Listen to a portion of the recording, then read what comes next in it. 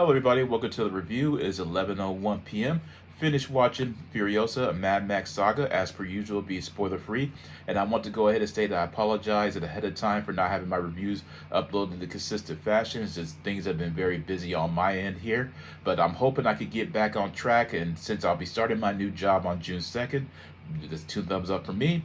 I am hoping that once I get acclimated to the new schedule, I'll still be able to maintain my film watching and my reviews for the YouTube channel. If you happen to like the content of my channel, please hit the subscribe button below. Spread your words and friends and family.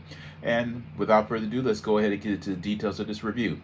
Furiosa, a Mad Max Saga, is the prequel story to the character that Charlize Theron played in Mad Max Fury Road. It is specifically tied into the Fury Road universe, set in the post-apocalyptic scenario after a global catastrophe. Now, personally, I wasn't exactly sure of how I felt about Furiosa in terms of having her backstory explored, but I'm going to go ahead and say that this film, it is a lot different compared to Fury Road. If you're going to walk into this feature expecting this 2 hour insane over the top action extravaganza from beginning to end, I'm here to tell you right now, it's not that type of Mad Max film. It is very much a character perspective in terms of studying the exploration when it comes to Furiosa's motivation factors. And believe it or not, adult Furiosa does not show up until at least 40 to 50 minutes of the film, and she doesn't have that many lines. Neither does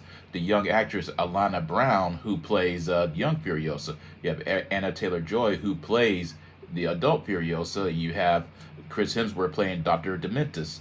Having said that, Alana Brown, I'm hope I'm pronouncing her first name right. She does a magnificent job as the child Furiosa when it comes to conveying the necessary fear and emotion and being driven to find out exactly what happened to her mother and exact that revenge. And Chris Hemsworth just absolutely knocks out the park as this scene chewing, hammy, over the top villain who has an amazing, charismatic, electric persona that you really literally can't take your eyes off him because he commands the screen.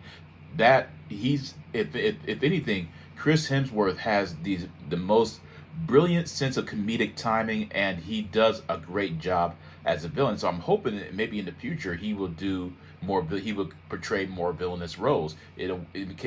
Actually, when I was watching the film and his performance, it made me think more of a multiverse Thor, of how Thor would most likely be if he were a villain in a post-apocalyptic scenario.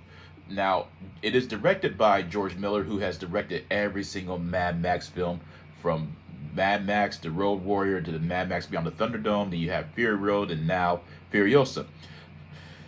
He's a different type of action director.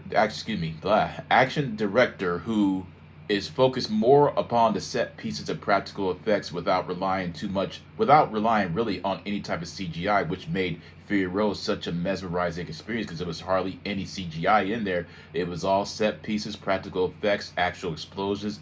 This one in particular, you could definitely see it was a combination of computer generated imagery and practical effects, like explosions. And I'm the type of individual who prefers more practical effects and set pieces. While it is there and is in your face, you could definitely tell there was a lot of moments where there was green screens being utilized with the cinematography.